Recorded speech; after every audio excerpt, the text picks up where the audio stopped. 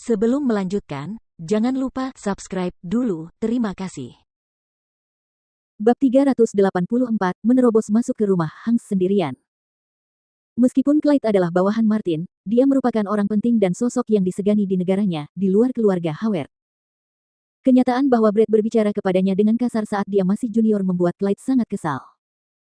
Bawahan Brett, yang tahu kekuatan Clyde, buru-buru berkata kepada Clyde, "Tenang saja, Tuan Howard hanya sedang bingung. Dia tidak bermaksud apa-apa lagi." Clyde mendengus dingin lalu pergi. Setelah Clyde keluar dari bangsal, bawahannya berkata dengan bingung, "Tuan Howard, Clyde selalu jauh dari DC dan tidak pernah muncul dengan mudah. Mengapa dia tiba-tiba kembali ke DC hari ini?" Brett juga bingung. "Ya, orang ini adalah kartu truf kakekku. Dia biasanya kembali hanya saat sesuatu yang besar terjadi di DC." Bawahannya itu sepertinya teringat sesuatu dan berkata, "Sepertinya aku mendengar seseorang mengatakan bahwa ada keributan di bandara tadi. Pasti dia tidak ada di sini karena ini, kan?" "Itu mungkin saja."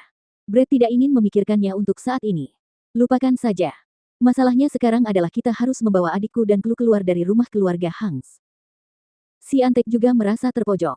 "Kakekmu tidak setuju untuk membiarkan kita pergi dan menangkap mereka. Siapa lagi yang bisa membawa Nona Lauren keluar? Kenapa kita tidak biarkan Nona Lauren menderita selama 2 hari saja? Lagi pula, dia harus menikah secara resmi cepat atau lambat. Hanya masalah waktu sebelum dia harus menerima aturan mereka." Brett kehilangan kesabarannya dan menamparkan wajah bawahannya. "Bajingan. Tidak ada seorang pun yang bisa membuat adikku berkorban dan menderita demi kebaikan bersama di dunia ini. Siapa Chris Hank menurutnya?" Si Hanks yang menyebalkan itu pasti sedang menempatkannya dalam posisi sulit karena mereka kesal karena dia telah melahirkan anak Jordan. Oh benar, Jordan Stelle. Brett tiba-tiba teringat Jordan.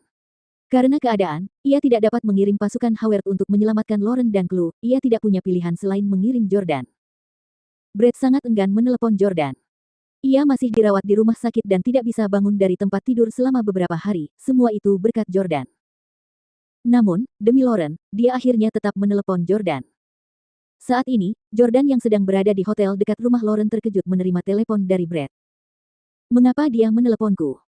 Jordan menjawab panggilan itu dengan sedikit kebingungan. "Halo." Brett tidak omong kosong, ia juga tidak memarahi Jordan, tetapi ia menyebutkan tentang cedera pada kaki Brett. Dia berkata terus terang, "Jordan, putrimu sekarang akan disiksa sampai mati oleh Chris, dan adikku juga dipukuli dan dikurung oleh mereka. Jika kamu seorang pria, pergilah ke Hanks sekarang dan bawa adikku dan Clue keluar." Jordan pun langsung gugup. "Apa katamu? Apa yang terjadi pada Clue?" Brett tidak tahu situasi yang sebenarnya dan karena itu, dia hanya membuatnya terdengar lebih serius. "Tidakkah kau tahu orang seperti apa Chris Hank? Tunangannya punya anak dengan pria lain. Dia bisa bersikap baik." Clue sekarang menangis sekeras-kerasnya sampai suaranya serak. Semakin dia menangis, semakin Hanks memukulnya. "Dia diperlakukan buruk karena ayah yang tidak kompeten sepertimu." Jordan mengepalkan tinjunya. Siap meledak. Clue adalah bagian dari Jordan dan orang yang paling disayanginya. Dia manis dan cantik, bagaikan bidadari yang turun ke bumi. Jordan sangat mencintainya dan tidak akan pernah membiarkan siapapun menyakitinya. Namun, Jordan juga khawatir kalau itu adalah jebakan Brett untuk memancingnya berhadapan dengan keluarga Hanks, agar bisa membalas dendam atas tembakan yang dideritanya. Jordan berkata, "Brett Howard, sebaiknya kau pastikan kau tidak berbohong. Aku benci dibohongi." Brett berteriak, "Andai saja aku bisa menembakmu sampai mati. Apa aku punya waktu untuk berbohong padamu? Kalau kakekku tidak menghentikan orang-orang yang kukirim untuk menyelamatkan mereka, aku tidak akan berinisiatif meneleponmu." Keluarga Hank bertingkah sangat tidak sopan dan melanggar hukum karena kakek saya sudah lanjut usia dan menderita penyakit cerebrovaskular, jadi hari-harinya sudah dihitung. Selain itu, generasi kedua keluarga Hank lebih baik daripada ayah saya. Jordan, percaya atau tidak, dia putrimu. Kalau kau bisa menerima putrimu dilatih seperti anjing oleh keluarga Hanks, terserah padamu." Setelah mengatakan itu, Brett menutup telepon.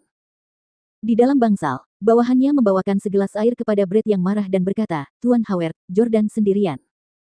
Dia tidak bisa menerobos masuk ke rumah Hanks kecuali dia memanggil pesawat berbentuk UFO itu. Tapi kakekmu telah mengeluarkan perintah agar UFO itu dimusnahkan pada kesempatan pertama saat muncul lagi." Brett meneguk airnya banyak-banyak, lalu berkata dengan tatapan mata kosong, "Meskipun aku tidak menyukai Jordan, aku harus mengakui bahwa jika hanya ada satu orang yang dapat membawa adikku keluar dari rumah Hanks, yaitu Jordan Stelle. Jordan keluar dari hotel secepat yang ia bisa. Ia tahu bahwa Brett tidak berbohong kepadanya, dan tidak ada alasan baginya untuk menipunya dengan menggunakan Lauren, saudara perempuannya, dan Clue. Begitu ia melangkah di jalan, seorang pengemudi wanita kebetulan keluar dari Volkswagen Golf putih dan menghentikan Jordan ketika ia melihatnya. "Hai, tampan, aku tidak bisa mundur dengan baik. Bisakah kamu membantuku memundurkan mobilku ke tempat parkir?" Jordan tidak mengucapkan sepatah kata pun dan malah masuk ke dalam mobil Volkswagen putih itu. Pengemudi wanita itu mengucapkan terima kasih sambil tersenyum, "Terima kasih, tampan. Sepertinya masih banyak orang baik akhir-akhir ini." Saat pengemudi wanita itu memuji Jordan, dia menginjak pedal gas dan langsung melajukan mobilnya. Pengemudi perempuan itu berkedip dan terdiam selama 5 detik sebelum akhirnya menangis dan berteriak sambil berlari, "Seseorang mencuri mobilku." Jordan mengendarai mobil Volkswagen secepat yang ia bisa dan tiba di Villa Hangs. Karena merupakan salah satu hunian paling mewah di DC, keamanannya juga sangat ketat.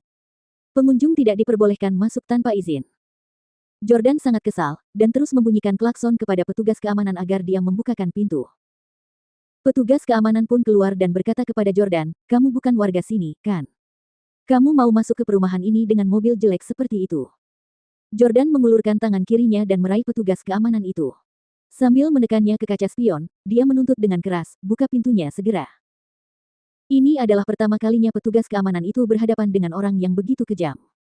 Karena takut, ia buru-buru menekan tombol remote control, membuka pintu, dan membiarkan Jordan masuk.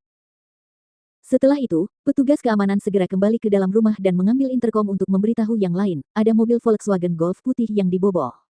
Teman-teman, segera keluar untuk menghentikannya. Jordan segera melaju ke Villa Hangs dan begitu dia keluar dari mobil, dia dihentikan oleh penjaga gerbang. "Untuk apa kamu ke sini?" Jordan berkata dengan dingin, "Aku ingin melihat putriku." "Minggirlah." Penjaga di gerbang berkata, "Benar-benar lelucon. Tahukah Anda bahwa ini adalah Villa Hangs di DC? Apakah Anda pikir Anda dapat melihat orang-orang di dalam kapanpun Anda mau? Cepatlah dan pergilah." Sebelum penjaga itu selesai berbicara, Jordan telah menjatuhkannya ke tanah dengan satu pukulan. "Tidak seorang pun dapat menghentikan saya untuk melihat putri saya."